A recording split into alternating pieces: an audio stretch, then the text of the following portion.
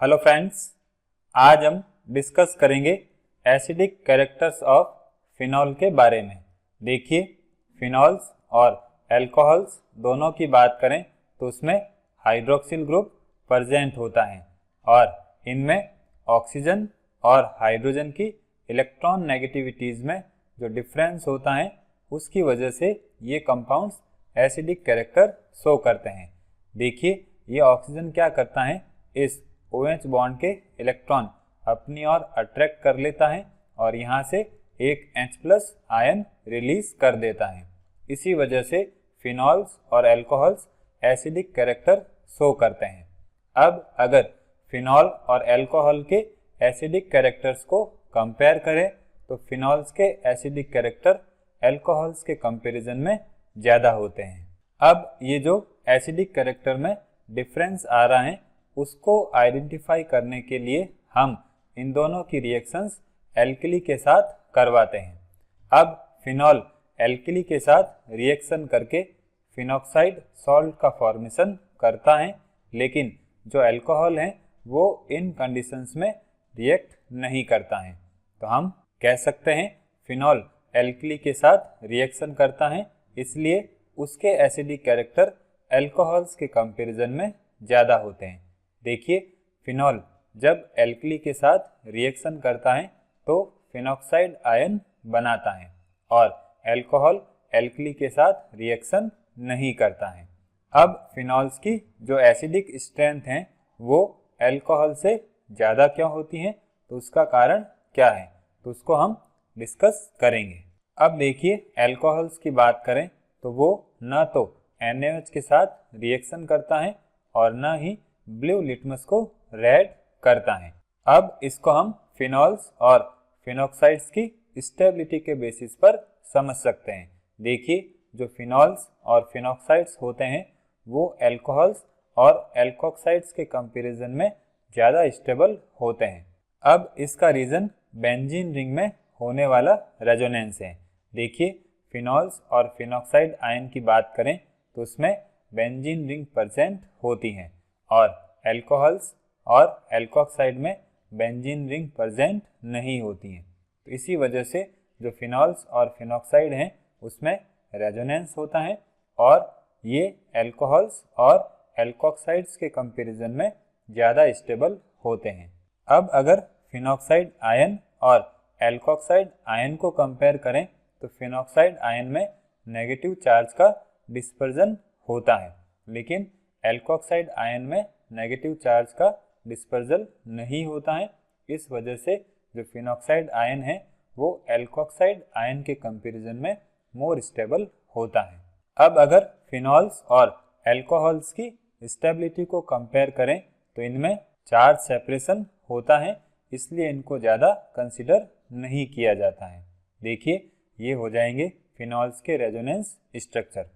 अब in resonance structures को देखें तो इनमें पॉजिटिव चार्ज भी प्रेजेंट है और नेगेटिव चार्ज भी प्रेजेंट है। मीन्स यहाँ पर चार्ज सेपरेशन हो रहा है, इस वजह से जो फिनॉल है वो लेस स्टेबल होता है। अब अगर फिनॉक्साइड आयन के रेजोनेंस स्ट्रक्चर देखें तो इनमें सिर्फ नेगेटिव चार्ज प्रेजेंट है और उसका डिस्पर्जल हो रहा है। तो यहाँ पर डिस्पर्जल ऑफ चार्ज की वजह से जो फिनॉक्साइड आयन है वो मोर स्टेबल होता है।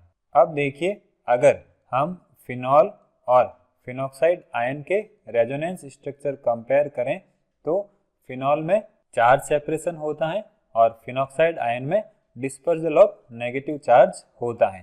तो यहाँ पर इन दोनों में ज़्यादा स्टेबल कौन सा माना जाएगा, फिनॉक्साइड आयन। और इसी वजह से जो फिनॉल है वो H+ आयन डोनेट करके फिनॉक्साइड आयन में कन्वर्ट होने की टेंडेंसी रखता है। अब फिनॉल फिनॉक्साइड आयन में कन्वर्ट होने के लिए जितने ज़्यादा H+ आयन डोनेट करेगा उसकी एसिडिक स्ट्रेंथ उतनी ही ज़्यादा होगी। अब हम फिनॉल और कार्बोक्सिलिक एसिड्स के एसिडिक कैरेक्टर को कंपेयर करेंगे। देखिए, जब कार्बोक्सिलिक एसिड एक H+ आयन डोनेट करता है तो कार्बोक्सिलेट आयन का फॉर्मेशन होता है और कार्बोक्सिलेट आयन में इस तरह से रेजोनेंस होता है। मीन्स वो एक ऑक्सीजन से दूसरे ऑक्सीजन पर शिफ्ट होता है या डीलोकेलाइज होता है। और अगर हम फिनॉक्साइड आयन की बात करें तो इस केस में जो नेगेटिव चार्ज है वो ऑक्सीजन और कार्बन पर रहता है।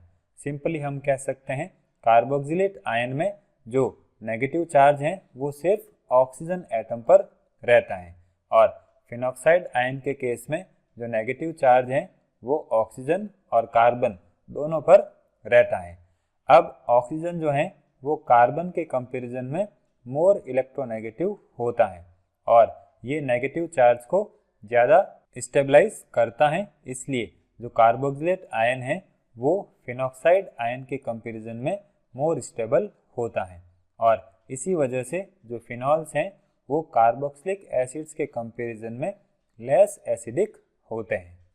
अब बात करते हैं इफेक्ट ऑफ सब्स्टिट्यूएंट्स के बारे में। मीन्स जो फिनॉल के एसिडिक कैरेक्टर हैं उन पर सब्स्टिट्यूएंट्स का क्या इफेक्ट पड़ता है। पहले बात करते हैं इलेक्ट्रॉन विड्रॉइंग ग्रुप या -I इफेक्ट वाले ग्रुप की। तो देखिए जब बेंजीन रिंग के साथ इलेक्ट्रॉन विड्रॉइंग ग्रुप अटैच होते हैं तो ये ग्रुप क्या करेंगे, बेंजीन रिंग की इलेक्ट्रॉन डेंसिटी को अपनी ओर अट्रैक्ट कर लेंगे। तो इससे ऑक्सीजन पर इलेक्ट्रॉन डेंसिटी कम हो जाएगी और ऑक्सीजन अपनी इलेक्ट्रॉन डेंसिटी को पूरा करने के लिए यहाँ से H+ आयन रिलीज कर देगा। तो हम कह सकते हैं जो इलेक्ट्रॉन विड्रॉइंग ग्रुप है वो बेंजीन रिंग में इलेक्ट्रॉन डेंसिटी डिक्रीज कर देता है और इस वजह से जो इसके एसिडिक कैरेक्टर हैं वो इंक्रीज हो जाते हैं। अब इलेक्ट्रॉन डोनेटिंग ग्रुप या +I इफेक्ट वाले ग्रुप की बात करें तो ये क्या करते हैं, बेंजीन रिंग को इलेक्ट्रॉन डोनेट करते हैं और बेंजीन रिंग की इलेक्ट्रॉन डेंसिटी को इंक्रीज कर देते हैं। अब ऑक्सीजन के पास सफिशिएंट इलेक्ट्रॉन डेंसिटी होती है, इसलिए वो यहाँ से H+ आयन को रिलीज करने की टेंडेंसी कम रखता है।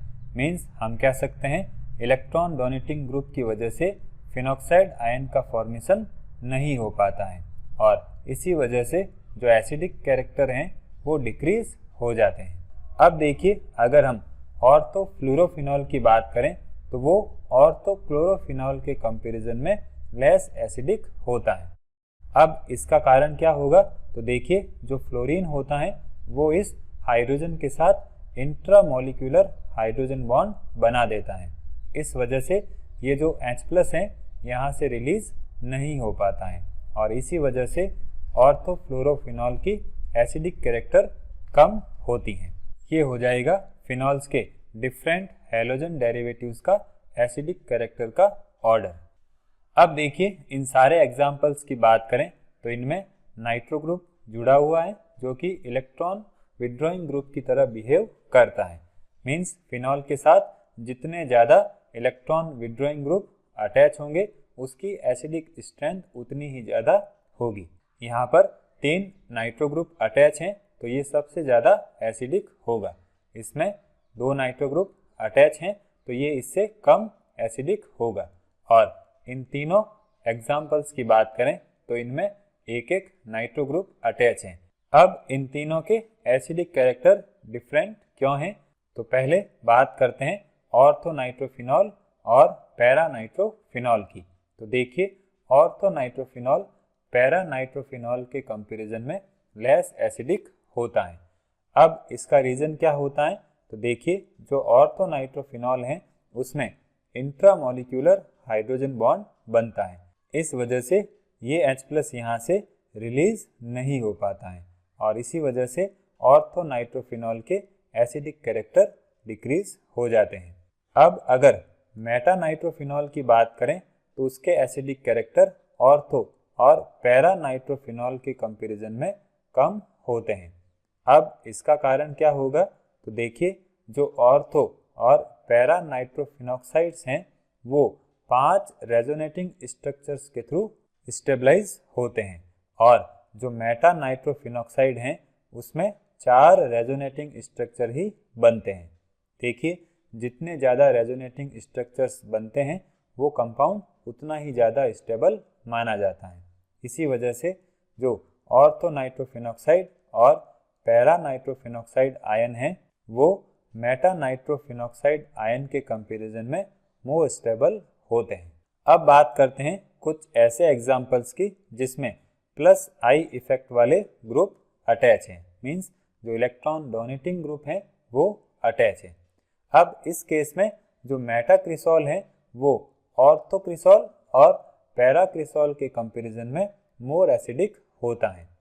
अब इसका रीज़न क्या होगा, तो देखिए जब रेजोनेंस होता है तो उस केस में जो नेगेटिव चार्ज हैं वो जब ऑर्थो और पैरा पर आता है तो जो मिथाइल ग्रुप हैं वो अपने प्लस आई इफेक्ट की वजह से उस नेगेटिव चार्ज को पुश्ड बैक कर देता है और इस वजह से जो फिनॉक्साइड आयन है वो डीस्टेबलाइज हो जाता है।